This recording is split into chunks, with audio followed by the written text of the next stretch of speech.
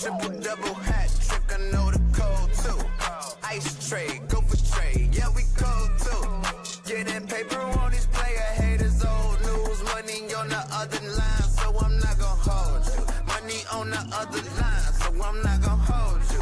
Money on the other line, so I'm not gonna hold you. Money on the other line, so I'm not gonna hold you. Money on the other line, so I'm not gonna hold. My agent just said we made 100 flat. Make it back and make it stack, this like no Steven Jack. Put my rings up in the camera like I needed that. Up in the air and at the rim is where I meet them at.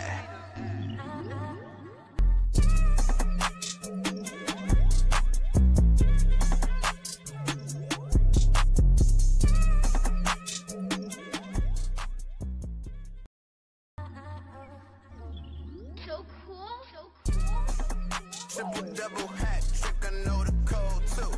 Ice trade, go for trade, yeah we cold too. Getting paper on these player haters, old news. Money on the other line, so I'm not gonna hold you. Money on the other line, so I'm not gonna hold you. Money on the other line, so I'm not gonna hold you. Money on the other line, so I'm not gonna.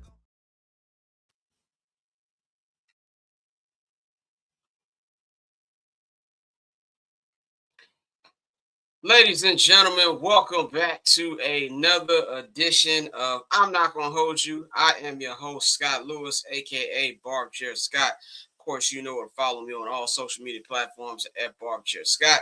All of the links to all my social media are in the description box, Twitter/X, TikTok, Instagram, whole nine. On there, man. Follow the Barber's Chair at Barber's Chair Co. Follow HB Media at HB Media TV, and follow 79th and Hollis, 79th and Hollis on Twitter. Got a big show for y'all today, man. While we're at it, subscribe to the Patreon, patreon.com/Barber's Chair Network. That link is also in the description box, or you can scan the QR code right here on the screen, so you can go over there and check everything we got over there. A lot of exclusive 79th and Hollis content will be coming during this off season. We already got one exclusive pod up right now, and subscribe to my new YouTube channel at Barbchair Scott. Like everything else, you can click on that link in the description box, or also scan the QR code, man. We got a big show on deck for y'all, man. We got Pavy joining us later. We're actually going to talk about NBA today. We have not discussed the National Basketball Association since the end of Game 7 of last year's NBA Finals. So we will be talking about that. As far as schedule update, I'm not 100% sure.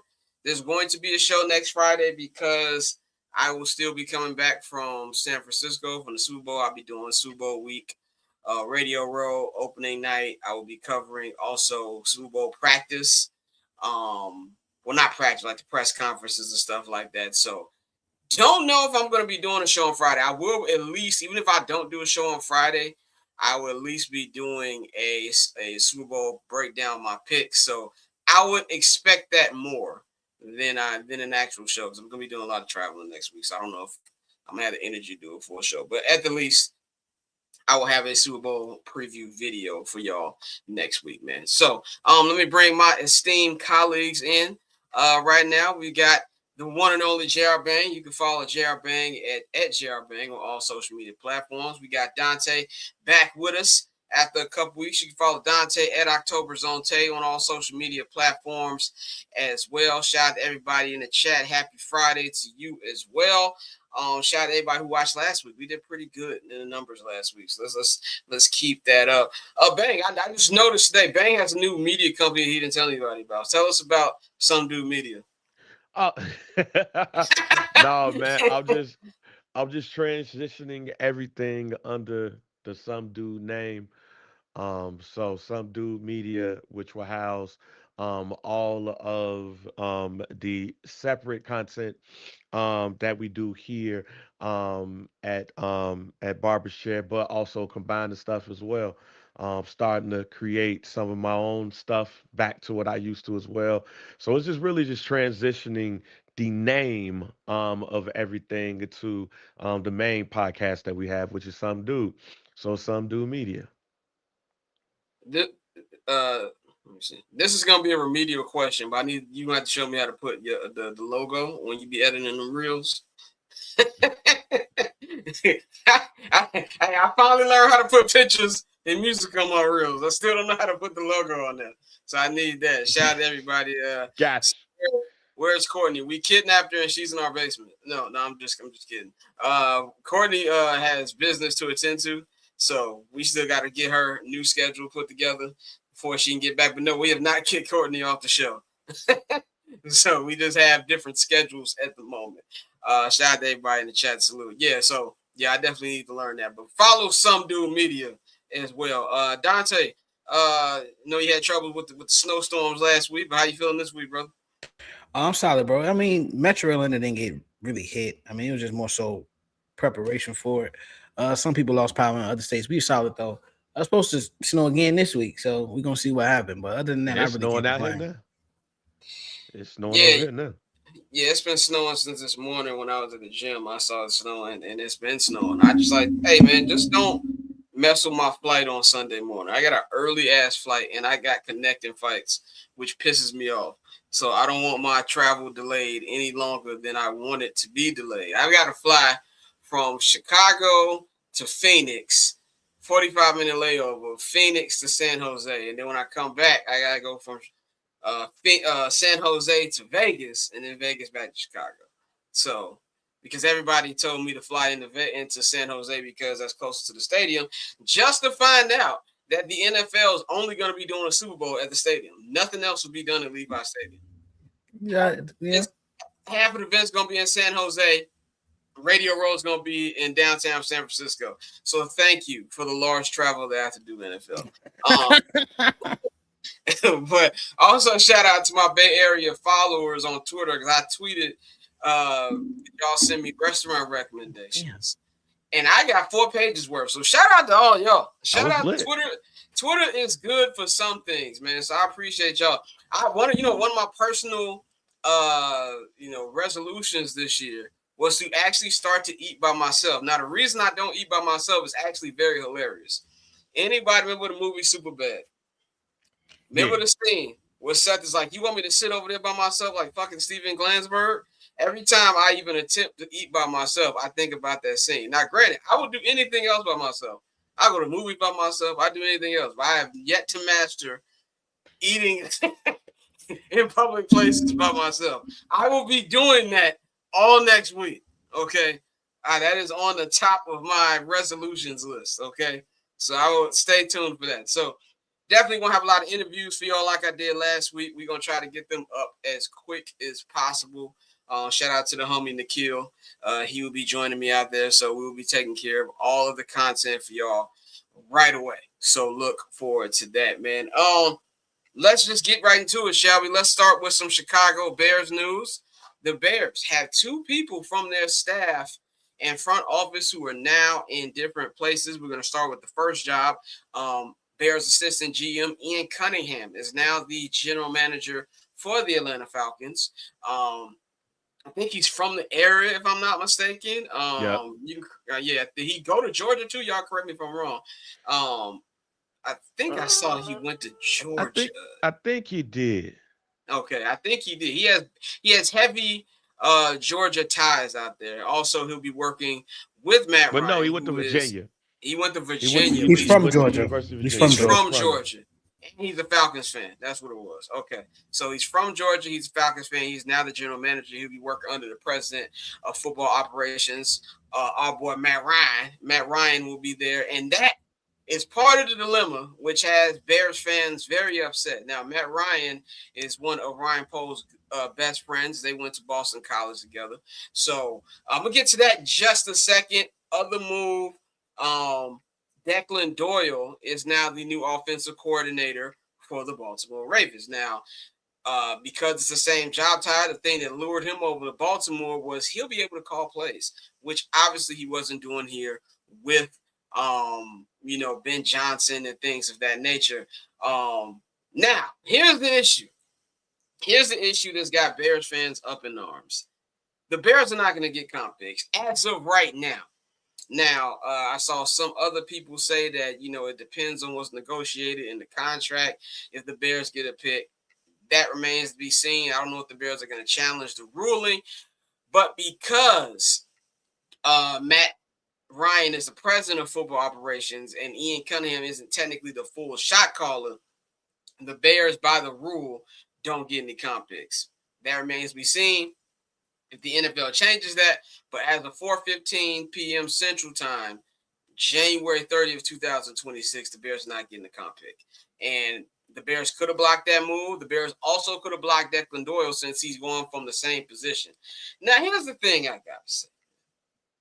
Bears fans, I'm going to need y'all to get a grip, okay? Because y'all have been absolutely losing it. People have been tweeting crazy stuff to the media who has been proposing people. I've seen somebody say, oh, you media heads, y'all just hate fans. And in typical Scott Lewis fashion, I said, yes, I do hate fans. So where do we go from here? And I did not get an answer after that. But the thing is that is irritating me. You got to understand, live in the real world here. This is all about relationships. No, it doesn't help the Bears currently. They're not getting the comp picks. Even I personally don't care about comp picks like we have here in the chat here. Bears fans acting like we were going to get 2 first. These are going to be like late 3rd or 4th rounders, if I'm not mistaken. It's about relationships. If you're Ryan Poles, you're a black man, and you know how hard it is to get one of these jobs as a black man, he's not finna block this fellow black man and somebody who's actually a friend of his, who's been in the trenches with him since he's been at the Bears, to have a better opportunity for him and his family in a different situation. Now, we obviously know that he's not going to be the full shot caller there, but this is about relationships. He's also homies with Matt Ryan. There might be sometime down the line where the Bears want to make a deal with Atlanta, and that's going to come in handy. You know what I'm saying? It's the same thing with Declan Doyle. He held it down for the Bears this year. Why would I block your opportunity? So I know I'm asking for Bears fans or just sports fans in general, and I know fan stands for fanatic. You're not thinking rationally. That's not your job. I'm going to need you to start thinking rationally. If the Bears do get comp picks, if the NFL decides, okay, we're going to give it to you anyway, if Declan Doyle or Ian Cunningham negotiated in their contract for the Bears to get a pick, cool. Or if the Bears fight it, awesome. But saying that people should get their job blocked that just don't happen in the real world. And I need people to come down from that. And I think this is my overall issue with sports fandom as a whole. This is just beyond Bears fans. Sports fans can be very entitled. Sports fans can be overly emotional. Sports fans don't think with logic a lot of times. And I say that because I used to be one. I used to be one of those over-the-top sports fans. You know what I'm saying? And I still have it in me from time to time, but I live in a little world called reality where you have to think about these things. And if you have a great organization and a great coaching staff, like the Bears seem to finally have, these things happen. We spent all the last year laughing at Lions fans for what they was reacting when they lost Ben Johnson and Aaron Glenn. Don't do the same now. You know what I'm saying? Like, you can't just be keeping people like this isn't real life. So that's my overall take. On the football side, I think that Ian Cunningham has been that driving force that helps Ryan and the things he's done in his 4 seasons here as the Bears general manager. We've heard the times that sometimes Ryan wants to put too much dip on his chip and trade for, you want to trade up to get wrong, which and some people question if we should have drafted him where he was at. That'd have been even crazier. He's been the guy who's been really helping him. He's been on these scouting trips with Ryan. So I do believe that this is a good hiring for the Atlanta Falcons, and I'm excited to see what he can do. I don't want to do too much, obviously, because the Falcons are in the same conference as the Bears. But big salute to Ian Cunningham. As far as Declan Doyle, a couple of my Ravens homies hit me up already, said, what are we getting? All I can tell you is Deck is a very smart dude. They're a much different person and much more refreshing than Shane Waldron. Obviously, he doesn't call plays, but he's part of the game plan. But this is also Ben's offense. So I do think it's a risk for Baltimore because you don't know exactly what you're going to get. The Bears hired Matt Nagy because he was the offensive coordinator for the Kansas City Chiefs.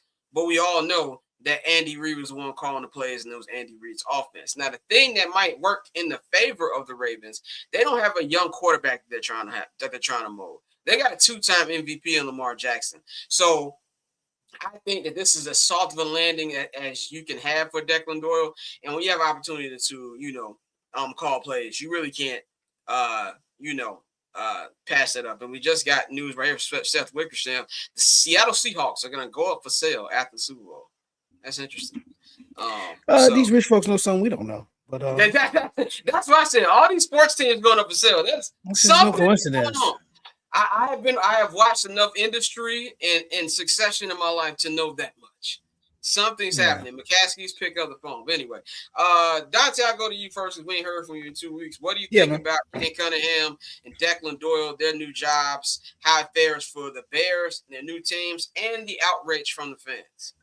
Shout out to Ian Cunningham. I think it's dope. You know, he's been a hot name for a few years. You know, to finally get that opportunity and to do it in your home state, that's pretty good. I think he's going to do a good job. This Falcons roster, you know, somebody I've been watching the Falcons for years. They're not as bad as the record may show. They're usually a mid-tier team, but the reality is a lot of times they lose a lot of one-score games, a lot of the bad coaching decisions, moves here and there. So, from a personnel standpoint, he's gonna have something to work with, so that's gonna be good. In terms of the comp picks, I'm with you. Don't panic yet. It's all about the language in the contract. And I read something that said today, if he gets control over the 53, then we get picks. But if it's a situation where he does all the work and then Matt Ryan has the final say so, the yes or no, then we don't get the picks. So I mean, we'll wait and see. But even if we don't get the picks, man, shout out to Ian. I think it's gonna be great for the Atlanta Falcons. For the Bears, I think you're getting to a point now, and this speaks more with Dan than Ian, but I think it all works the same, where you're starting to build that tree. We've never had like a tree where people want to come poach people who work for the Bears. It's always been like, oh, you work for the Bears. It's never been like that, you know, like, but this now with Ben Johnson being as respected as he is and seeing guys from his staff being interviewed and picked off, and I think it's interesting to see who he'll replace them with. I think we'll get some good names for that, because now as a candidate, you see that and you say, okay, I want to go work for Ben because that's going to help me elevate. So I think with both picks, it's a good thing. You look at Dan, him and Lamar Jackson are the same age.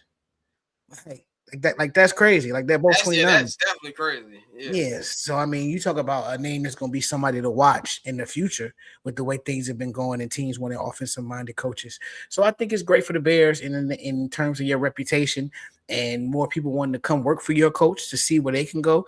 And also, it's going to be great for both of those teams. Like we said, we'll get to really see his offensive mind. We saw the game plans that he helped put together with Ben. So seeing Lamar Jackson running some of the plays that we ran, I think that could be dangerous. That could be deadly. Like I said with Ian, the Falcons are not a bad football team. They've been mid-tier, and I think he's shown that, you know, with the roster he built here in Chicago really quick, when you look at the turnaround, they're going to be good. Yeah, I mean, I would love to slide Bijan over here, but like I said, we live in a world called reality. Bijan's going to get paid $200 million to stay in Atlanta. And to stay in Atlanta. Did you see the press conference when Matt Ryan was like, I think you have to say the players play.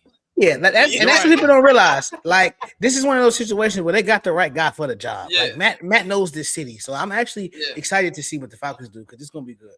And Matt Ryan spent and it's also not to draw bang. Also, of course, we know his relationship with Ryan Poles. I'm pretty sure he got to meet Ian Cunningham because Matt Ryan was at Bears camp for an entire week this summer. So I'm pretty sure he had like some conversations with Ian. He probably thought, oh, that made a good guy. But go ahead, man. I was gonna say, let Black Atlanta tell you we don't like that Kevin Stefanski hire though. Wait, real quick, Bank, before you go, let me say this. Let me say this. As a black, because I exactly. Stop. We got to stop with the culture team shit. The Atlanta Falcons haven't made the playoffs in 8 years. What culture are y'all talking about? They have not hosted a playoff game since they opened their new stadium. Like, what are we doing here, bro? Lemon pepper wet and strip clubs. And that's the thing. They got mad at the old mayor for saying that. Like, you know, like, yes, we have a lot of, you know, black shit that we do, but let's try to focus on more before we just be known for the BS. But people keep leaning on that. And it's like, we talking about, though, he don't fit the culture. What are y'all talking about? We don't win. What is the culture? What is the culture? Just like when everybody's talking about bring Deion and Shadorian. Are you crazy? Oh, yeah, it's nuts. Like, what sense do that make, bro? So my people got to really get off that. Let them build a team. People just want cool shit when they go to games. They don't care about winning games. But go ahead, man. But yeah, because we wasn't Dante wasn't here for us to talk about that, so I wanted to get his thoughts there. Now, as far as when it comes to Declan Doyle, Even before Declan was hired with the Bears, there was rumblings around Detroit and around the NFL that this man is a future head coach. So being around Ben and being able to prepare, I think is going to be good for him, and I think it's a good move for him too. If you want to call plays and you feel like that you can make an impact there, that's going to help you get you a job quicker, especially if you could do that with Lamar Jackson. Now, I have more questions about the Baltimore side of things than I do with the Bears thing because as much as I do love Lamar Jackson has to deal with, he had to deal with Todd Monken. He won an MVP underneath him and Pauls and I don't know. It's we will see because the wide receiver offense, I will see because it's gonna be different with Jesse Mentor as the head coach and him as the OC. With that being said, as Dante said, it's good to see somebody have a tree from this Bears team. This whole staff being able to see people get poached and hired. I figured that Eric Bieniemy was going to go back to the Kansas City Chiefs if a position was available. Matt Nagy got fired, and stuff right there. So Eric Bieniemy is back. Then you got people looking at Al Harris and seeing if he could be a potential DC. Looks like he's going to be back. Declan Doyle got the interview with the Philadelphia Eagles, turned that down. That's something to even think about right there when it comes to the Eagles. Turned that down and end up getting the job with the Baltimore Ravens. Um, JT Barrett is there. You got a couple of people that's on the offensive staff that's been around Ben. They just hired the OC from Boston College, and we don't know exactly what his role is going to be. My man Tanner, that was with him in Detroit, then he went over to the Jets. He's out there too. So I think they have capable people. As long as Ben Johnson is there, Ben Johnson is calling the plays. So you're looking at somebody that is, I don't want to use this word, but I'm only going to use it because I can't think of another word. While Ben Johnson is calling the plays, you need a secretary to make sure, or an executive assistant to make sure that he has everything in place and make sure that the structure is okay. So if that is JT Barrett, is that Tanner, is that Johnny Morton? Some people John Morton, people's talked about with experience with Ben, this dude from Boston College. Whoever it is, Ben's calling the plays, Ben's running the offense. As long as Ben there, we're good. And that's the perk of having an offensive play caller because, like I said, I'm not mad at people having defensive head coaches. I mean, just look at this year's Super Bowl matchup. You got Mike McDonald and you got Mike Vrabel. These are two defensive guys, even though they have two good offensive coordinators. You got Kubiak with Seattle, and you got Mini Hoodie, aka Josh McDaniel, for the Patriots. Now, the Patriots, they're in a much favorable situation because McDonald and got what 2 cracks at the apple. He's not going to be head coach ever the fuck again. It's like with the Bears and Dennis Allen. We ain't got to worry about that. Now Kubiak, Brady is itching at a trigger finger to make him the next Raiders head coach.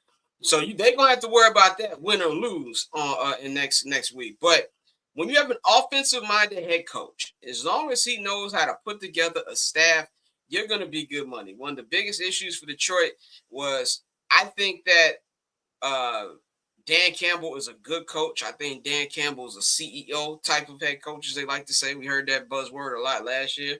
But he's having a hard time finding an offensive coordinator post-Ben. Didn't work last year to the point he had to start calling plays. And I'm not too keen on who he just hired, but we'll see that. That's their problem. So I think that's something that the Bears don't have to worry about. You're going to have your offensive play caller and your defensive play caller there. The rumors is that Al Harris is going to stick around. Now, we'll see because this morning, Big said that the Bears were expecting Declan Doyle to stay around. So I guess we'll wait and see. But even if Al did leave, you find somebody else when you have your 2 core guys set up already. As far as the next Bears offense coordinator, Ben, you named pretty much all the guys I was going to name. I like JT Barrett. He's very, very influential with the quarterbacks. Caleb has shouted him out multiple times. Ben has shouted him out multiple times. I definitely think he'll be a contender. But one thing I like about Ben, man, you never know. Ben is unpredictable. He might whip off some random white boy we ain't never heard before, who in the lab right now watching all 22. So you never know who he's gonna pick out. But that's going to be another spot he's going to have to fill in. And Eric Bieniemy said when he got interviewed by the Kansas City media a couple of days ago that it was very hard for him to lead the Bears. And the only reason he left was because Big Red asked him to leave. And, it's hard to tell him no. So we'll see how they go. Do y'all have any takes on fans losing their minds over the comp picks before we move on? It's one of those things. Go ahead. Go ahead. That's it. It's one of those things where, like, they not wrong, but it's just like, relax. Like, they've said it's not final yet, but we should get the picks. I mean, people have shown cases where other general managers have done the same thing, and initially they didn't get the picks, and they get the picks. So just let it play out, bro. But I mean, that's just fans these days. I feel like fans as a whole, because we have more knowledge than ever and more access to people back in the day, fans tend to try to over GM shit. Like, just watch the games and enjoy it. It's gone much past that these days. Not everybody wants picks. Everybody wants to tank. You want to tell me how I need to draft this person, that person, and then we see these picks fail year after year. So it's like, just relax, let it play out. Yeah, man. What's your take? Hey, the more picks, the better. I'm not gonna be out here tweaking on the internet about them. But if I think it's a third round pick this year and next year, which we could use. There's a couple of positions of need from Chicago Bears that are deep. Like, for example, the edge rusher is deep in this draft. I think the Bears have 6 picks right now in this draft, so we could definitely use another. So I'm not gonna turn it down, but I'm not gonna act like it's the end of the world if we don't get them. But Ryan Poles have drafted good, so I mean, I'm not mad at us getting it, and if we deserve it, we should get it. I think it's more about the letter of the rule, because this is not a lateral move. This is a promotion. He was the assistant GM. Now he's the GM. And whether he has control over the 53 or not, it ain't an assistant by his name. Like, I know that much. So I think, if anything, people should be upset about the letter of the rule, because this rule came about to ensure minority hiring in other spots other than head coaches. And we see that there wasn't a black head coach hired in this turnaround. We haven't really seen a lot of African Americans hired in assistant roles. Ian Cunningham, which I had learned from a source last year about, you know, the lengths that it went through of turning down that Arizona job, and how he wanted to work with Ryan Poles. And if anything, I was thinking there was potential for them to really have a true structure for football operations, and move Ryan Poles to a different position, move him up, and then move Ian Cunningham up. But he got him a spot. It's not a lateral move, so I'm more upset about the letter of the rule, because if you mess up the letter of the rule, you can mess it up opportunities for others. Yeah, and that's my issue too. The rule needs to be changed. What's been getting thrown at me and the 79th and Hallis Petter is like, oh well, it's just an upward. We need to block it. And I'm just like, bro, We ain't blocking shit. Yeah, we ain't we ain't blocking Yeah. nothing, bro. But to your point about the letter of the rule, I mean, we also look at how they implement the Rooney Rule. You got teams that set up interviews with black coaches for 5 minutes, like the day the Before job they is hire. open, Yeah, and then they exactly. already have the guy that they want to hire. It's like real. It's much like real jobs.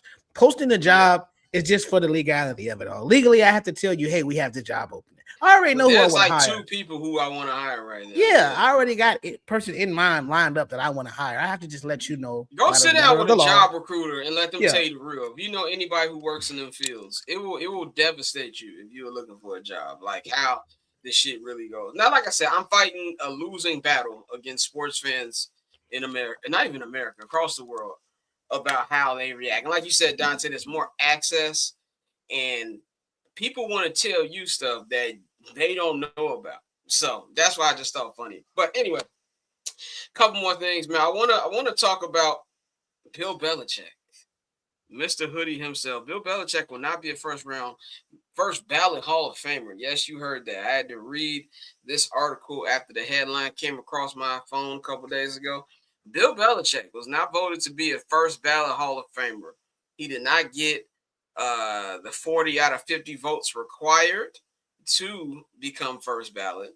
And there's rumor going around that Bill Poley is behind it. The diabolical hater himself is behind it. Now, this, as you would expect, has started a lot of outrage. Even for people who I know hate the New England Patriots and Bill Belichick are even coming out like, come on, yo.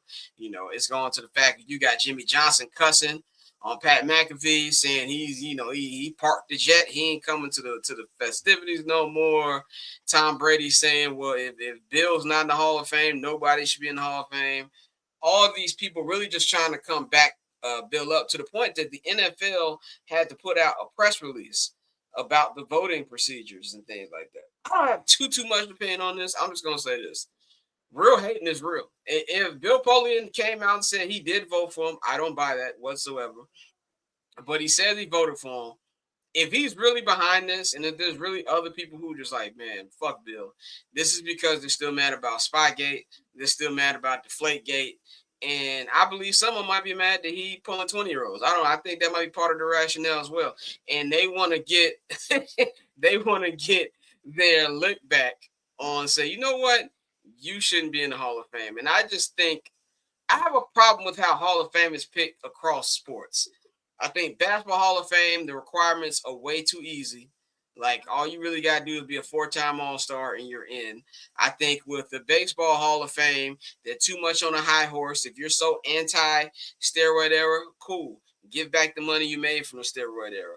You know, I can inject Balco into my arm right now. I'm not going to go hit 60 home runs, at Wrigley Field. That's just not going to happen. So I feel like there's a sanctity around the Baseball Hall of Fame that's full of shit. And I didn't really have that much of an issue with how the Pro Football Hall of Fame voted, except for when they didn't want, when T.O. wasn't first ballot, which is absolutely ridiculous, and why I'm happy he didn't do the traditional celebration when he actually did get inducted. But this right here, no matter what you feel about Bill Belichick, I think it's asinine. But it also part of me, as the hater in me, who just feel like, yo, we want people to just be upfront with their hate. I'm mad that Bill Polian ain't say, yeah, I ain't voting. Like, stand 10 toes down. If you are man enough to say a guy who I believe is the best coach in the history of the sport shouldn't be first ballot, put your name on it, man. Bang, any thoughts on this diabolical hating that we've seen? Well, let me just say this. Bill Polian said that this was dumb too, and he voted for him. So I don't know if it's diabolical hating or if he hated and told other people, put it in their ear not to do it, but he saved face by doing his. I can't remember the voter name, but he came out and said um, that he voted for Robert Kraft, and that vote for Robert Kraft was not anything against Bill Belichick, but he does have a stain on his career because of Deflategate and Spygate. With that being said, there is no Hall of Fame if Bill Belichick ain't getting in on the first ballot. You can make up any excuse you want. It could be about the voting process and how, because with this they're lumped in with the seniors. So there is some people that's like, yo, these 3 football players deserve to be in the Hall of Fame. Bill gonna get in, or somebody gonna vote for Bill. So do it like that. So I don't put this just on the voters. Put this on the Hall of Fame committee voting procedures, probably more than that, because you shouldn't be lumping coaches with the senior committee people. You just shouldn't. And I'm sorry. Well, no, this is not a sorry. Bill Belichick is the essence of first ballot Hall of Fame. He has the most rings in NFL history, most Super Bowl appearances in NFL history. He had 2 before became a head coach. And for anybody to be like, well, he didn't win it without Tom Brady and all of that, so what? You get lucky by the players you get. So Phil Jackson is lucky. Pat Riley is lucky. Don Shula's lucky. Bill Walsh was lucky for getting Joe Montana in the 3rd round of the 79 draft. Every coach is lucky to get the players that they want. So that's not even an excuse. The fact I'm I I'll say this though. I am of the belief that there are people who should not have to wait 5 years to go into the Hall of Fame. When Kobe retired, we all knew Kobe was a Hall of Famer. Put him in. Did Michael Jordan have to wait 5 years? No, and I feel like it's been inconsistent because Mike retired in 2003 and then got in the Hall of Fame in 2009. Kobe retired in 2016, but he was in the 2020 class. That's what, 4 years? That's not even a full 5. Didn't D-Wade get in 2019 and he retired in 2016? Yeah, I think it was But wait. Didn't they put Kobe in because he passed? No, he made it No. before he died. Okay. Before he died, he had already been voted in there. Yeah, but like hockey does it right. When Wayne Gretzky retired, it's like, that's why wait? And what they gonna say? Well, he might come back. So what? Then you just got a Hall of Famer playing. Right, Like, exactly. There are people that the minute they retire and they sign that dotted line and they send it in, fax it, mail it, email it, whatever, they should be in the Hall of Fame. Tom Brady, Michael Jordan, Wayne Gretzky, Mario Lemieux, those last two that happened. LeBron shouldn't have to wait LeBron 5 years. James, Kobe Bryant. The list goes on and on. And in coaching, Phil Jackson, Pat Riley, Greg Popovich. You definitely need to put Greg Popovich in that joint right now. Yeah. If you last saw him. And Bill Belichick. There should be a committee that votes on when that note goes in that they're retired.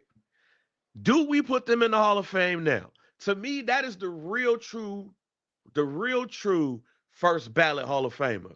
If they got to wait 5 years after that, then they wait. But there's some people that shouldn't have to wait. And Bill Belichick is one of them. And the fact that he didn't get in either through hating or technicality, what is the honor of being a first ballot Hall of Famer when the greatest head coach in NFL history, at least by the standards of the accolades that he has, is not in the Hall of Fame? That is stupid.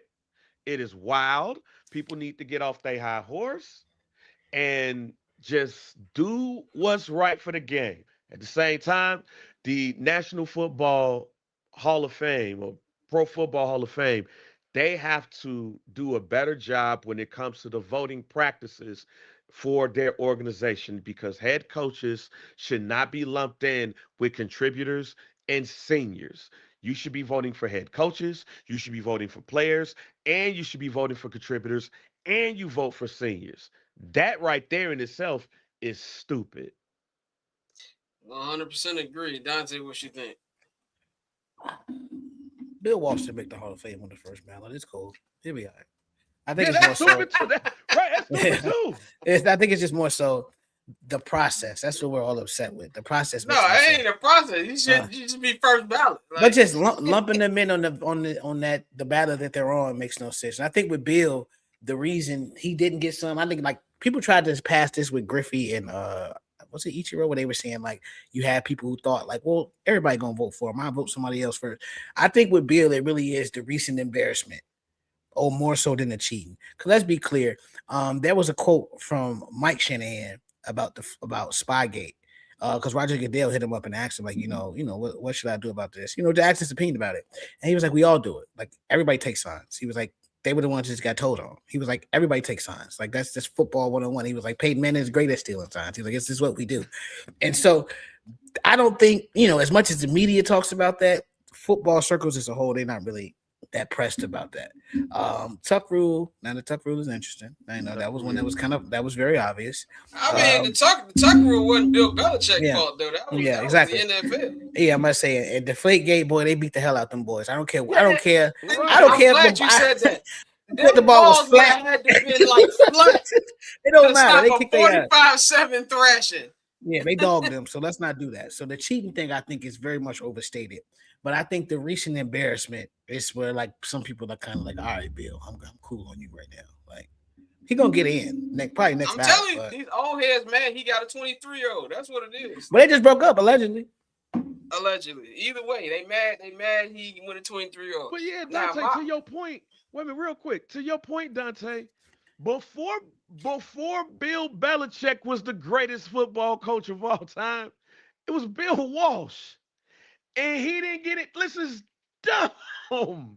Like this is even That's with the like TO saying Phil thing. Jackson isn't first Yeah, ballot. because even with the TO thing, the reason why TO didn't get not look, the real reason that TO didn't get in, it wasn't just because he was a pain in the ass. They shit on wide receivers when it That's comes also to true. the Hall of That's Fame also voting. true. Like T.O., Chris Carter, and a couple of others should be first ballot Hall of Famers. The wide receiver position is the only position right now where you really like, yo, I got all these accolades and I still might not get in first ballot. Like Jerry Rice is a first ballot Hall of Famer. And if you top five in anything when it comes to the wide receiver position, especially in the time where the wide receiver position wasn't as famed as it is right now, because it wasn't a passing league, you should have been a first ballot Hall of Famer. The fact that T.O., Chris Carter, and a couple of others were not first ballot Hall of Famers is stupid. Yeah, I 100% agree. It's just the way everything goes. But I also kind of feel like when it comes to voting, like there's no easy answer because coaches and former players can be haters and so can journalists.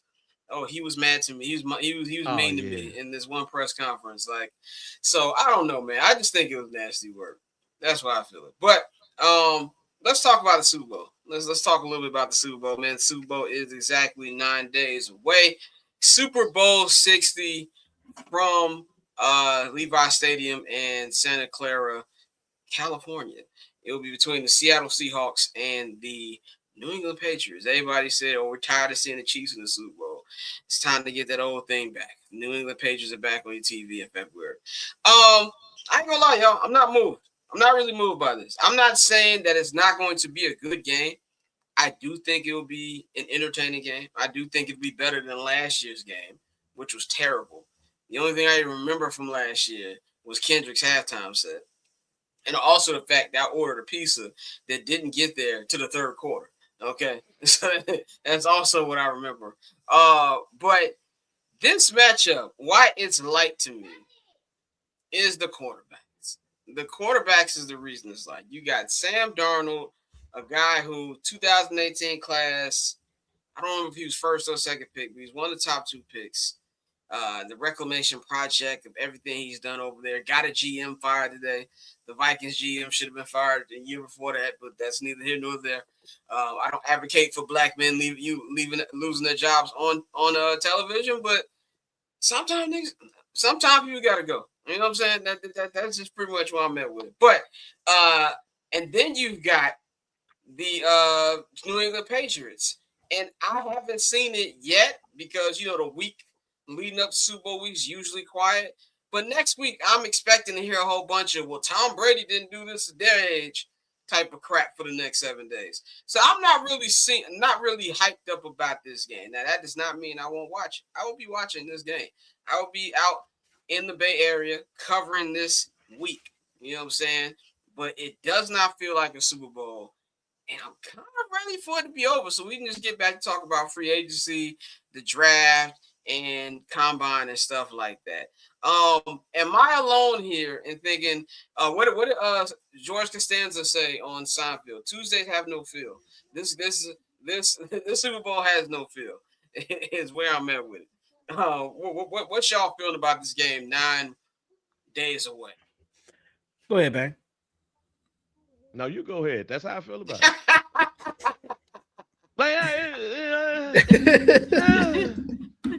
Hey, you know what's messed up? What I was thinking about when you were saying what you were saying?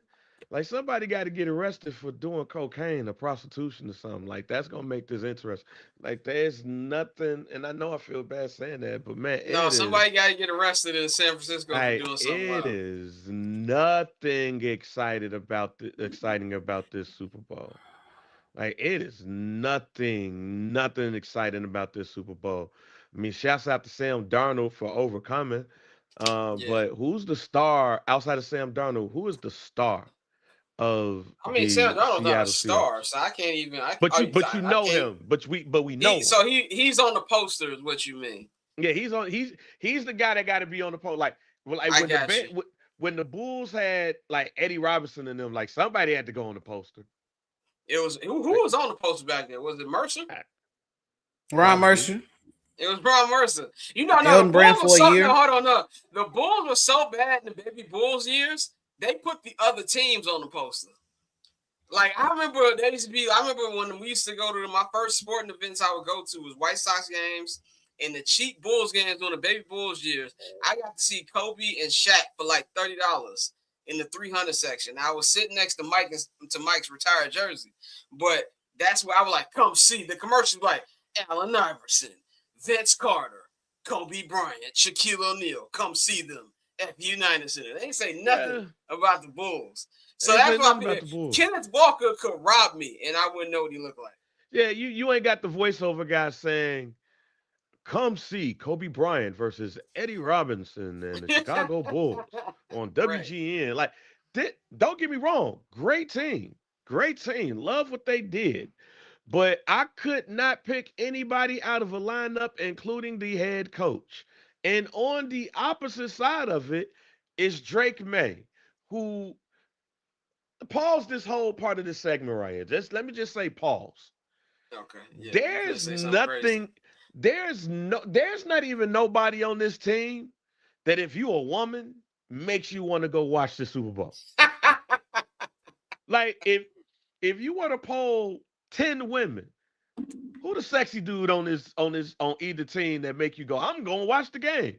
Like this right here, and I'm don't take this the wrong way, liberal America. I am not about to say what you think I'm gonna say about this Super Bowl. Is this Super Bowl halftime show? It is not that. But then for halftime, I gotta hear Bad Bunny. Okay, now here's the thing. I'm glad you said that. You gotta feel it. You don't hear Bad Bunny. You feel Bad Bunny. But I'm just saying, it's all vibes. I gotta feel it. So I'm glad you said this. I gotta feel it, so now I gotta go get some pizza. I ain't even watching the Super Bowl halftime. I'm just getting some pizza. Like, now here's the thing. I do like Bad Bunny. I don't know what. Okay, Pav wants to be tagged in. He wants to come in. Bro, nah, bro. You can't disrespect the bunny. Thank you. You can't disrespect the bunny, bro. I don't know what he's saying, but it's heat. They said bang sounding like ice right now. This thing about Bunny, I like Bunny. I don't know what he's saying, and I think he's gonna put up for. Yeah, they do. I mean, exactly. they do. Yeah, I'm just saying for me, like now I got to go get pizza and shimmy instead of being like, oh snap, like this is lit. Like I'm not. All I'm saying is there's literally no reason for me to be engaged in this Super Bowl. Where it stands so you're today. not even gonna watch it? You're not even gonna watch it? No, I'm gonna watch it. Yeah. Oh, I'm gonna get some pizza. I'm gonna get some pizza of chicken and just do it. Hey, shit. All right. Bro, you sat through a Super Bowl halftime in Atlanta with Maroon 5, bro. I'm not trying to hear nothing about Bad Bunny. Bruce Springsteen. Okay, hey, I actually like. Hey, I like Born in the USA. I smack somebody over Born in the USA. It's something. I'm not. I smack somebody over Born in in the the USA. Come on, especially if I got some to drink. I'm all Born in the USA. Yeah. I'm not shitting on Bad Bunny. All I'm saying is when you add Bad Bunny to this game, I agree. It's like. So look, if you got like, let me see, you can even keep the Patriots in it. If you got Bears Patriots or like Rams Patriots or something like that, Bad Bunny fits a little bit more. You know what I'm saying? No, Bad Bunny is gonna be the reason why millions upon millions upon millions upon watch millions them numbers. of people watch this fucking watch them numbers. It's the Super Bowl. No. It's the Bad Bunny Bowl to some people. Yeah, that's what y'all understand. Bad Bunny is performing, and people happen to be playing sports. To be fair, you're making the point for me. You're making a point for me. Like even still, it's like, hey, I'm gonna just get the. I'm probably not gonna be watching it, but I'm like, all right, you know what I'm saying? I bet. That's literally the only thing to look forward to this Super Bowl. I don't even think that's a Bad Bunny song, bro. I don't know shit. I don't. That's makes it even point. He like Make it whenever even the break better. that tone songs are. Like make it even better. Like there's no hot guy on this team that Shorty's gonna be like, yo, I'm watching for him. Drake May looks boring. Stephon Diggs. Sam Darton looks Stephon boring. Diggs. No, Stephon. Well, Yeah, Cardi. well, The Cardi fans gonna Cardi. be watching. Cardi for Cardi fans Stephon gonna be Diggs. watching for Stephon. No, for the Steph. Cardi fans gonna be watching for Cardi. All right, they don't even know who Stephon Diggs is. This is Nah, they not know who a- Stephon Diggs is, bro. They've been doing a little dance. They locked in. This is They locked in. No, they locked in for the dance. Okay, They ain't locked hold on, in, and he hold on. still might That's- not get a hold on, pass. time out. That is Bears appropriation. Okay, Right. we've been doing that dance since preseason. Right. All right, that is Bears appropriation. Right, the ladies are gonna be maybe, and they not gonna show Cardi like they show Taylor Swift. I was Now, just about Cardi- to say that. Now You gonna Cardi get her in the pre-show? I think No, Cardi might you- come out doing halftime That's though. what I'm Yeah. saying. Cardi, you Yeah. could go ahead. She and put got a a song bet with on Bad that Bunny. Khalif. Yeah. That's true. You could go ahead and That's put a true. bet on that little Khalif app, whatever, that she's gonna be on the stage with Bad Bunny with a Stephon Diggs jersey on. But again, to the point, there's literally no reason to watch this Super Bowl unless this Super Bowl is a good game. And I ain't gonna lie to you, I ain't making no prediction right now. But right now, I'm leaning to an old school Super Bowl ass whooping. I can see it. I'll make my prediction next Friday after I get done talking to players, feeling with the action. I'm not in game mode yet. When I get out there, I'll be in game mode, and now I'll have more X's and O's. For And right Bad Bunny now, gonna be on there for 10 minutes. He gonna be on there for 10 minutes. So Now, it ain't it's gonna be gonna be- long enough for us to even give a damn about the Super Bowl. About time after we get the piece, about time we sit down, we gonna have a voiceover dude say, and that has been your Apple Super Bowl 60 halftime show. I definitely got that email from Apple that said, "Are you going to RSVP for the Super Bowl press conference?" I was like, "No." Yeah, I don't think this Super Bowl gonna be close enough to even for us to care. Like you might as well go ahead and plan the rest of your night by the second quarter. Bro, I'm more hyped for the combine. I'm like, let's just get to the combine. I need them free agent rumors. Let's get to the combine. But it's not. But Bad Bunny is going to be the light in this game, though. I 100%. I do think he's going to be a light in this game. And even I feel like with sports, you need a villain. And I know the Patriots as an institution are a villain. But look at Drake May. Who hates him? I don't know. Nobody hates Drake His May. howdy doody ass. Cool white kid from Charlotte. Ain't nothing really to hate. He been married to his wife. He been with his wife since he was 12. That doesn't move me. Okay? And he can hoop. Did you see his highlight tape? And he can hoop. That doesn't move me. Only Sam Darnold's story is slightly interesting because him saying he saw ghosts when he was in with the Jets and the Vikings completely screwing the pooch by letting him rock out. But when the end of that game is over, I'm not gonna care. No, all jokes saying? aside, all seriousness, Sam Darnold's story is the best story because we always throw away people. We throw away draft picks, and the guy was drafted high. That's true.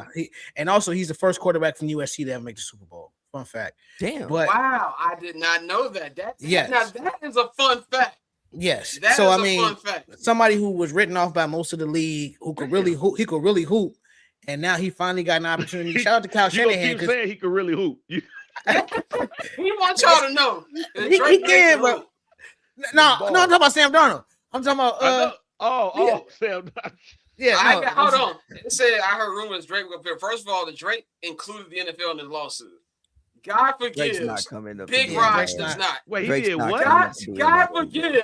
Big Raj does not. He will not Wait, be he able- did what? Coming up. He's not coming. He- And we the Drake's NFL not is coming part up. of his defamation lawsuit. Drake is doing the World Cup. Drake's Yeah. not coming out. To see and we beefing with Canada. Why Like, he you gonna ain't get tackled by doing the 50 World ice Cup? agents, nigga. Like he not- is. He's performing at the Where you World see Cup. that at? Drake's doing the performing- world. Oh no, he's one of the multiple niggas on there. He ain't the only dude. I mean, What you saying? but he gonna do the one in Canada. That's gonna be a big audience, but as big of an audience as this. bigger. That's Yeah, a bigger that's the- audience. That's the biggest sporting event in the world. But no, all No, just aside, he's Sam not Darnold. confirmed. He's not confirmed. Sam Darnold is the biggest story of this week. for sure. Yeah, I watch soccer now. You can't pull that on me. I don't know. But he said Minnesota's wishing that Sam Darnold could statement. Yeah, that's why the GM got fired today. That's why they got fired today. But I will say this about Drake May. If Drake May and the Patriots win, he is set for the rest of his career. And this is what I mean by that. Because nobody really cares about Drake May. He's gonna have ring for he can be mediocre the rest of his life. He's gonna have that ring. He's gonna have that first non-Tom Brady New England Patriots championship. He's gonna be able to eat in all the restaurants for the rest of his career. He's gonna be good while we laugh at Josh Allen and Lamar Jackson. Okay, because that two really don't want Drake May to win. Lamar Jackson and Josh Allen screwed either way because Sam Darnold was in their draft class. So that's screwed either way. We're going to be looking at y'all. Now, the thing that they need to hope, better hope that Pat stays with his family. Because if Pat leaves his family and he gets into the second level of evilness that Tom Brady, sometimes you got to get away from the family to be great. Look at Tom Brady. Tom Brady was like, you know what? I don't want to be married anymore. I need 2 more championships. Then they have to be worried. But I think that's the only side note that he's gonna be good in any discussions going forward if he wins the Super Bowl. But outside of that, I don't personally really care. But that's all we got. Next week, of course, we will talk about the actual game in depth. I will have interviews the entire week next week. I will be out there in the Bay Area for this game, so I'm interested to see how that's gonna be. But yeah, Dante, I know you said you're gonna dip, so we're gonna let you dip. Follow Dante at October's on Tay, all social media platforms, man. So Dante, we're gonna holler at you. Yes, sir. Now that the NFL season is pretty much over, we are going to actually talk about the National Basketball Association. So I have to be very clear. I have not. This is the least I have watched the NBA at this point in my life, at this point of the season, at any time in my life. Now, a lot of that has to do with the fact that I have a second sport that I enjoy more. So I'm not really tapped in. I looked at the standings week ago, and I was like, Detroit Pistons #1? Like, what bizarro world am I in? So I didn't know the All-Star game was in L.A. until I saw you tweeting about it, Pavy. I had zero idea. I don't even know what the format is. It World versus USA? What's the format? Yeah. Okay. It's USA versus the world. Yeah, so they got that. I didn't know. Only thing I really even known is that Giannis wants to get traded for the 3rd time. So we are bringing Pavy here to tell us, for people like me and other people who haven't been tapped in the NBA, what are the top 5 stories that you think in these next 30-some games the NBA fans should be tapped into? I mean, obviously, number 1 is Giannis. The Bucks, as it stands, are 18-28. So they're probably not going to make the playoffs. Also, when you look at the roster, they really don't have any flexibility to make any moves.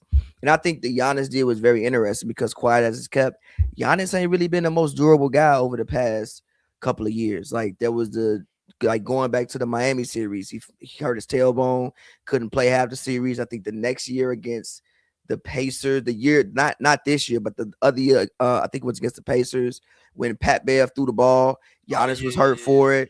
Go back to last year, he had the calf strain. Go back to early in the season, calf strain, growing strain, another calf strain, and then these are soft tissue injuries.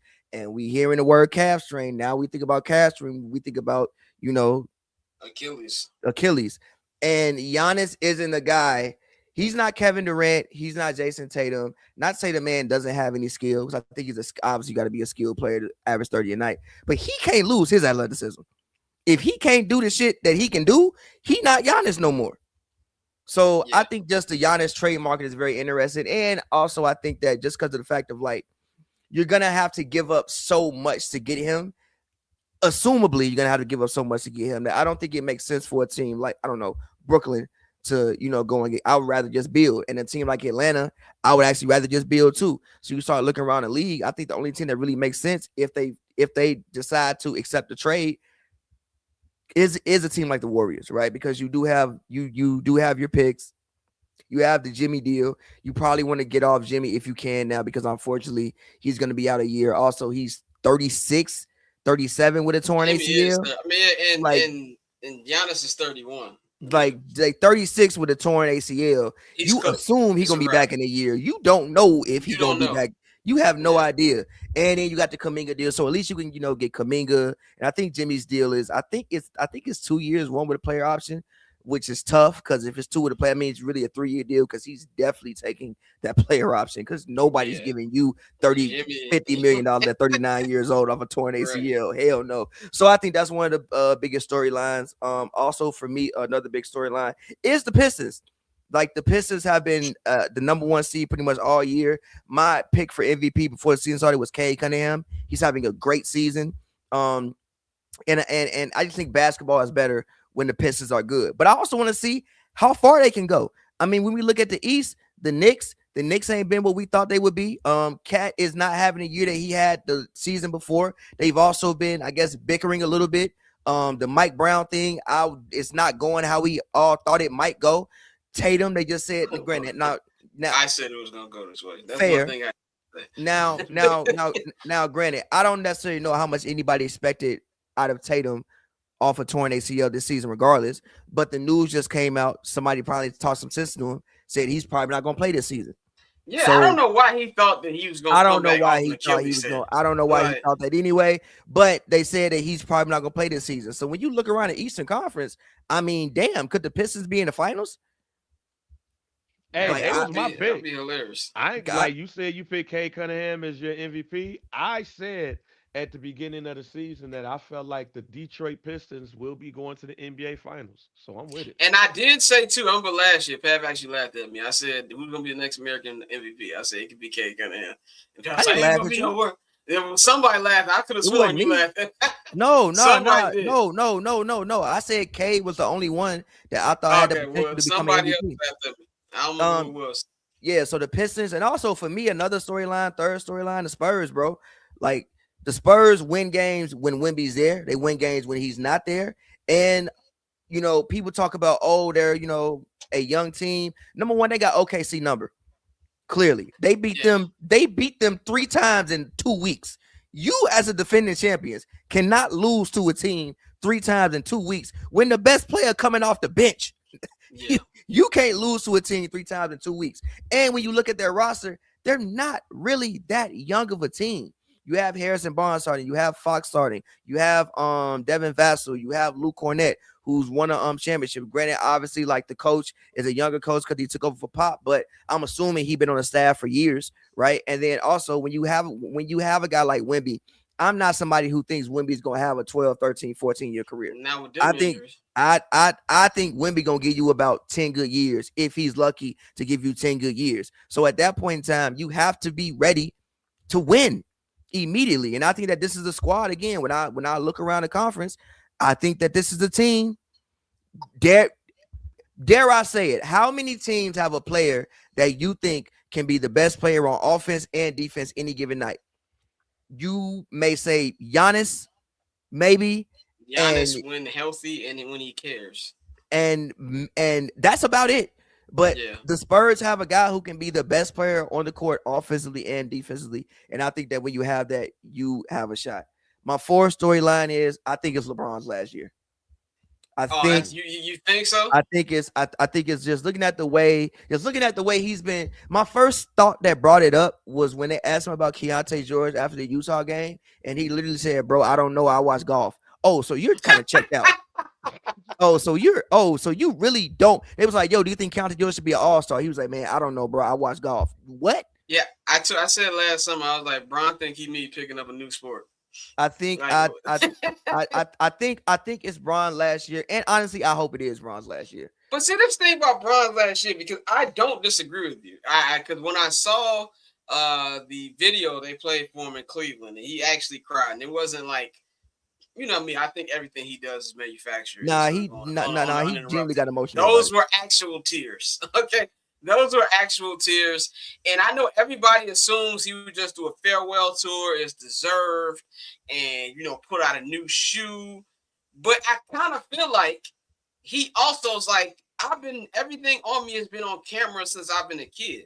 So if I want to put out a documentary, all this stuff is being filmed anyway, and I think it would kind of be, I'll just step down. I feel like he's also allegedly had camera crews following him for the past 3 years. Yeah, I heard that. I heard that rumor too. I heard that. Let me ask y'all a question on this LeBron thing, because I think he has one more. I think he got one more year. Where is it though? But that's what That's the that's what I was about problem. to say. Yeah. It's really dependent on. Okay, let me just go into my question because I think you will see where I'm going. If LeBron James were to leave, do you feel like it would be on he is retiring on his own, or do you feel like that the league has had enough for him, and They'll never that's push why he'll LeBron, go? Raymond James out, and whenever he No, leaves, it'll be no, his no, his no, accord. no, no, no, no. Like, no, I think that he's I at think the the point. Lakers are pushing him out off the team. No, bro. He's at the point where you're about to overstay your welcome. That's Like, true. I don't agree want to with see that. LeBron retire in some nasty jersey, bro. And he Like, bro, I don't want to see Bron with a Dallas Mavericks jersey. LeBron Like, in I don't Memphis. I don't want to see Bron with like a the only team where I would be like, you know what, fuck it, is again the Warriors. And that's because it's cool, you know, you I and don't want to Steph see were that shit either, rivals. man. You know what I'm saying? Y'all had the Olympics, like whatever. But I don't want to see LeBron with a nasty jersey in 20 I don't years want to when see like somebody got a throwback. Because I don't want to see the Goodwill Hunting Warriors. No, I because don't it want to see feel those because two to old men me, playing I'm just together. saying to me, I'm just saying to me, it feels like by process of elimination of the teams he could go to, LeBron James is not retiring on his own. It's just going to be a situation where it's like you just said, where else can I go? Does it make sense for me to just go back to Cleveland? It Do I doesn't. want to go to? But Do why I would want to go? Cleveland play that $55 million that they got to Right. pay him? That's Wait a minute, also the that's problem. the second That's part. not the problem. Do I want to go to the Because Knicks? you could stay with the Lakers if you want to take 15 million. Okay. Right, exactly. That's and that's the part of the reason why I feel like he's not going on his own because of what you just said. Like, you mean to tell me I'm about to offer LeBron Raymond James less than 50 million to play another season? Yeah. Huh? And if I'm LeBron, I'm like, nigga, I've been taking pay cuts my entire career. I'm not, y'all paying me this. So yeah, I'm not gonna jump off and say that this is gonna be his last season because to me, LeBron James is all right, man. Y'all gonna go ahead and give me my goddamn retirement tour. Everybody else got it. Mike got it. Kobe All got I'll it. say, it It. won't surprise me Kareem got it. if there's breaking news during All-Star weekend. Because he's gonna, you think he's gonna be a reserve? He gotta be a reserve. You got to. He gotta be. He gotta be a reserve. He gotta be a Like, reserve. I think He there's shouldn't no be way on he's the not a team. reserve. He should should not be. be on the team. But he will be. He'll be on the Yeah. team. He'll be on the Yeah, team. if he's a reserve, I could see, Clutch putting First out of all, something where. First of all, that's already nasty. LeBron, you're coming off the bench for the All-Star game. This is already But- nasty. And It's already that nasty. goes to He gonna what you just said. He gonna start. They gonna give him the Michael Jordan treatment. He gonna start. Somebody gonna be like, go ahead and start. Somebody gonna sit down like Vince Carter. Vince Carter Yeah, shouldn't somebody have gonna sat sit down down. like Vince Carter. But the only difference is that led us to probably the last great All-Star game. Probably And the the last greatest great- one of all last time. great No, it's Jordan not the moment. last great All-Star game. No, that wasn't the last great All-Star game. Not the That last wasn't great the last All-Star great game. All-Star game. 2020 was good. 2020 was the last great 2020 was All-Star fire. game. Yeah. Was it better 2020 than that one? No, but it was still because good. that one went to overtime. But actually, this one went to overtime too. But No, I it think didn't. That's what I'm It didn't saying. get It wasn't overtime. better than Mike. I No. think we I remember figured the it was better than 03 one because Mike hit the shot Yeah, that just would have won the fadeaway, game yeah. until Kobe was like, I think not. Okay. Right. And that's what I think. But I think what you were saying, Pav, like he's gonna overstay his welcome because I was talking to my guy V about this, and he was like, "Man, LeBron shouldn't be averaging this amount of points." I'm like, "Bro, look at how old he is. He look old. Even when he go up for dunks, I'm like, 10 years ago, the rim wouldn't be there anymore. Now he look like he ain't paying. And more than anything, I don't think his heart is in it anymore. That's what I He think. literally said, I don't know. I watch golf. Gee, what you mean? They give you a scouting report. What you mean you don't know you watch golf? Every year, he's like, he it's gets a that scouting privilege report to be like, hey, Not watching. I'm just gonna go out there and play basketball, bro. I ain't doing Throw this that shit. Roy McIlroy match on. I'm not trying to watch this, bro. Like, yeah, that's I think in other years he's like, oh, it's a privilege, it's a blessing to play on Christmas. This year he was like, man, I want to go home, though. I ain't even gonna lie to you, bro. Like, I'd rather be at the crib, you know what I'm saying, drinking matcha with my daughter. Like, I don't feel like being here, bro. Like, that's what I think. I think you got this one thing where, and even the stuff with the bus, family, which is kind of irrelevant at this point because Jeannie's not calling the shots over there. I know she's governor but if you think somebody paid $10 billion for a franchise isn't running the thing, I don't know what to tell you. Okay, like that's why I feel like it's different. You're seeing stuff come out, and I will say this too: why does Rich Paul have a podcast, bro? Like, bro, why do you have a podcast, Rich? Why are you talking about trading players who are actively on the team? Gee, what are you doing, bro? Yeah, he said Cooper Flag was calling ISO on Bron. When rookies, bro. What was dude name from Cleveland last night? The dude from Cleveland. The rookie said this Donovan Mitchell. Wait, no. Before that, I was fucking watching the game. The man said something about Bron. The man said, "I fear no man."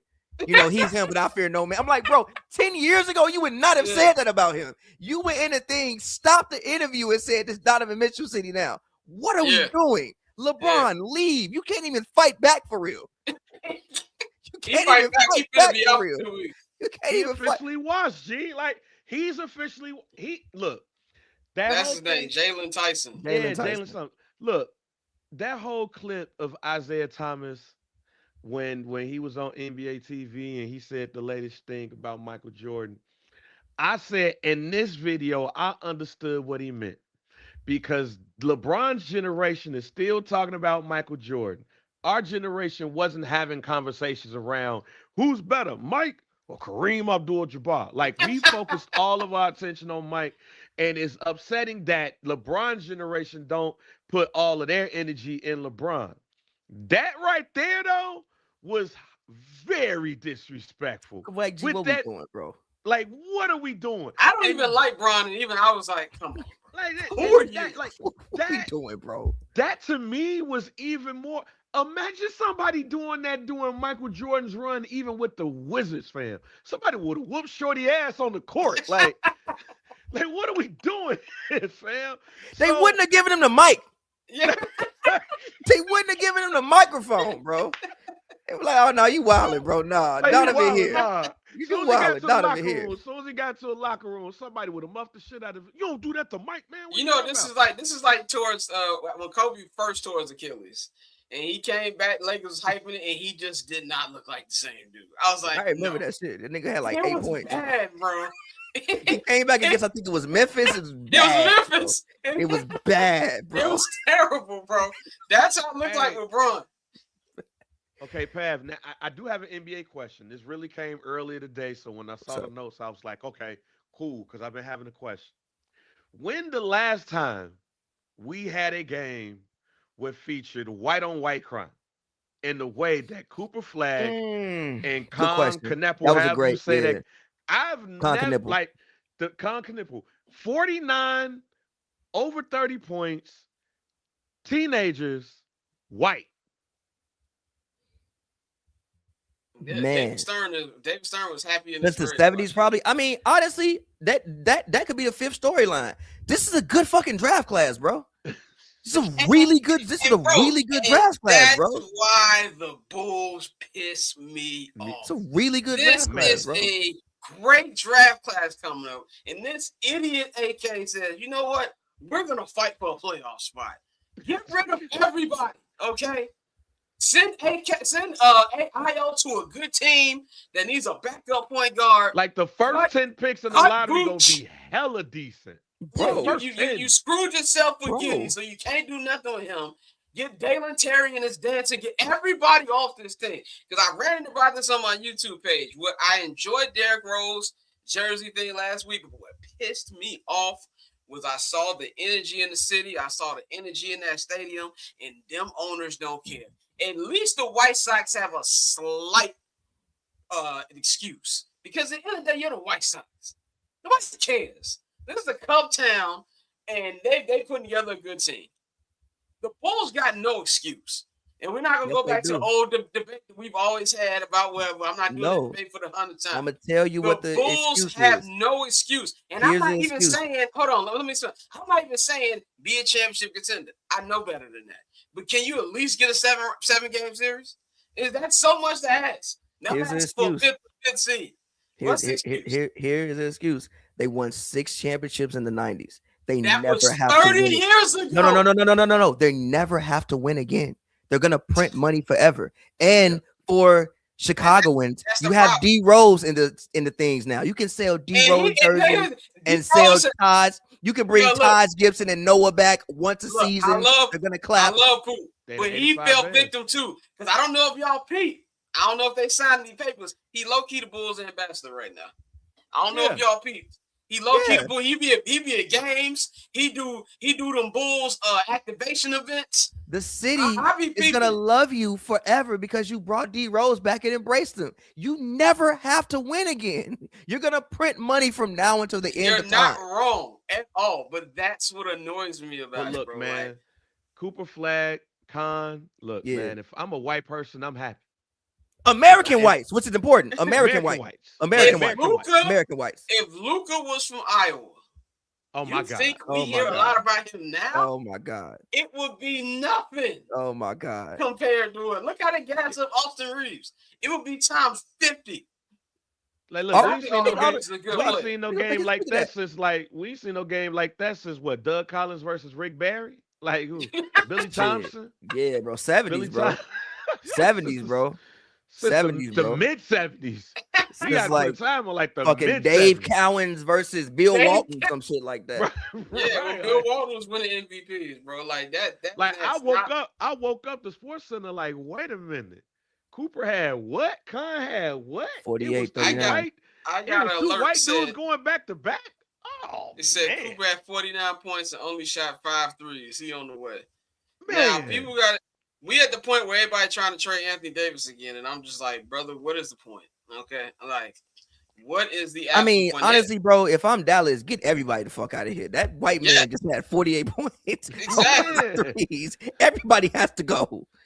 Now, Pat, here's my question for you. I got real quick, before before you say that, I just want to say that Cooper Flag is on his way to being the greatest Anglo-Saxon of this century if he keep this shit going. Greatest Anglo since Larry Bird. Man, we're there. We're there. Yeah. And the Anglo who's proud he Anglo. Because you know Larry Bird, if he could pick, he'd probably be black. He even said himself he's offended when white people got him. Like this is Cooper Flag is from Maine. He's from Maine. He's from the white motherland. They call him the main event. That's hard. That's hard. I didn't know that was a nickname. Main event is hard. Main event is hard. Because that nickname that Richard Jefferson tried to give Tyrese Halliburton, the moment, no. That is it's Halliburton, bro. It's Halliburton, bro. Right. Halliburton. Yo, who that dude on Barstool who be asking the crazy questions? And he said, "Do you have a nickname?" And then Tyrese like, "Yeah, but I can't say it." He said, "Does it have to rhyme with Taliban?" That was funny. But my question for you, and then we'll wrap it up after this. Now, obviously, the Oklahoma City Thunder still have a great record, 38-11, 5 games up on first place on the Spurs. But they started off on a historical pace. And people were talking about, they're going to break the Warriors record, Bulls 72-10, 73-9, and they're going to be one of the greatest teams ever. This is the conversation late October, early November. Since then, they have fallen off a little bit. Obviously, still a good team. Like you just said, they have lost 3 times to the San Antonio Spurs. What do you think about this year's version of the Oklahoma City Thunder? Should they still be the number 1 contender for the title, or are they just doing what you usually do when you're year 2? You're just trying to get through the season. I mean, look, they're 38-11 as a team. We're having this conversation at 38-11. So, obviously they're 38-11. But I think there's a real conversation to be had about this team. Number 1, I don't really know if they have a second star. Like Jalen Williams, number 1. Yeah. He did have wrist surgery in the off season. Obviously, you never know if it's 100%, but he been shooting like an asshole this season. Chet, I don't know if Chet is a guy who's going to be able to give you 23, 24 points a night ever in his career. He may just be an 18-9 with 2 blocks type of guy, which isn't bad at all. That's good. But he may just be an 18-9 type of guy. Like, honestly, a lot of times, if Shea isn't scoring the ball and giving you 45, it's hard for them to score in the half court. Now, when they're playing defense and they getting out in transition, obviously they're doing whatever they want to do. But when they're in a half court, and they just swinging the ball around and just shooting. Shea is kind of the only one who can consistently get his own bucket for real. And I think that you see that a lot. Like now, the thing about the Spurs is the Spurs are just as young as you, and they can guard you. They have a lot of guys who can hit a shot and make straight line drives. That's all they can do. Hit a shot and make straight line drives. Shea is really the only one who can like figure it out on his own and like, like with some real wiggle to him and get his own bucket. So I think there's real conversations to be had about this team. And that's a team that like if they made a move at the deadline, I wouldn't hate it. Right? Like obviously people thought that Clippers pick was going to be the first pick in the draft. The Clippers have been winning games. I think the Clippers can actually make somebody's life hell in the first round. With How the way many times we said that in the last 7 years? I know. I'm just saying. But like that I'm saying like that pick isn't going to be that high, right? It may be like 14, 15 pick in the draft. If they paired up with, granted, I don't know who they could go get, but if they went out there and wanted to just upgrade their team a little bit, I wouldn't be mad at it. But I'm saying all of this, and honestly, I'm nitpicking because they're still 38-11. I think they still have the best record in the league. But there are things that I do see with this squad that's like, I don't know if they're going to be, the way people talked about them last year, like they were going to be some dynasty for the next, I don't know, 10, 15 years. And it's like, I don't necessarily know. I think dynasties are dead in this era of not just the NBA. I think in sports, it's going to be pretty hard to do that. The Dodgers are the closest thing we're going to get to it right now. Yeah. So I agree. Pat, man, we're definitely going to have you back with the NBA taking over once the NFL ends next week. You got new music out. Let them know where they can follow you at and get the new tunes and everything you got going on. Yeah, man, I got a record called INGHY Girls featuring my homie T of the swim team that's out right now. Just type in Pavy on any streaming app, Pavy. You can go find it. Go to pavverse.com. And yeah, man, always good talking to you guys. Yes, sir, brother. We're going to holler at you. My man. That is Pavy, man. We're going to wrap up here on I'm Not Gonna Hold You. Of course, to follow everything that we've been doing. So next week, once again, stay tuned to my socials to follow if we're gonna have a live show next Friday. Worst case scenario, I will have a Super Bowl preview video up here for y'all, period. So y'all can get my picks once I, get a lay of the land. So I will be in San Francisco. I'll be doing opening night. I'll be doing Radio Row. I'll be doing Super Bowl practice, press conferences, the whole nine. This is my second year doing this. Last year, I remember I was texting Bang. I was texting my homie Braggs. I was texting my man Jared Payton. Everybody who had been to this event before, what to expect. And now that I know what to expect, I know how to move a little bit more. So, I'm looking forward to that. Shout out to everybody who sent me restaurant recommendations. I appreciate y'all because I'm going to be. I lived in Southern California for 10 years and I've never been to the Bay Area. That's the funny part. I just was in LA, in San Diego. I never said, hey, let me go to the Bay. So I'm looking forward to that, man. Bang, anything you want to promote before we get up out of here? Anything y'all got going on? Tomorrow's the Royal Rumble, so we're gonna do a little pregame show. Tomorrow at 9:05, me and Cam from the port. The Royal Rumble is in Saudi Arabia, so it has a 1 p.m. Central start time. So we get there out the way earlier. So before the Royal Rumble happens, me and Cam from the port will be going live right here on the Barbershop Network to talk Royal Rumble. Look forward to that. I also want to say we got to stop letting people in their 20s on the internet. I saw somebody tweet yesterday. I'm glad y'all can finally admit that Triple H wasn't that big in the Attitude Era. Now, I might not watch wrestling now that much. I was addicted to it in the Attitude Era. And let me tell you, he was the biggest heel in the company for at least 3 to 5 years running. This is how much I hated. I wanted to spit on Triple H. That is how good he was at his job as a kid. When I would play WWF No Mercy, the first SmackDown, I used to turn no DQ off when I would have Triple H matches. I could just hit him with chairs repeatedly. He was incredible. Stop with the revisionist history. I know y'all 22 and y'all don't remember the I Am the Game JR speech in 1999. Y'all don't remember having the Stone Cold get run over by the car he set up with Rikishi. Y'all don't remember that. All right, y'all wasn't outside. I was outside. Y'all ain't had WWF Aggression, the album. Okay, with Method Man doing a rock, okay? Exactly. Triple H, biggest heel in the WWE past 25 years outside the fence. That is true. Hunter Hearst, whatever you want to say about corporate Hunter now, Trump voter Hunter now, whatever. But back in his heyday, I will not allow cerebral assassin slander on my watch. Okay, enough. Now, was he big as The Rock and Stone Cold? Obviously not. But I think he had the title for like a year. McMahon Helmsley faction.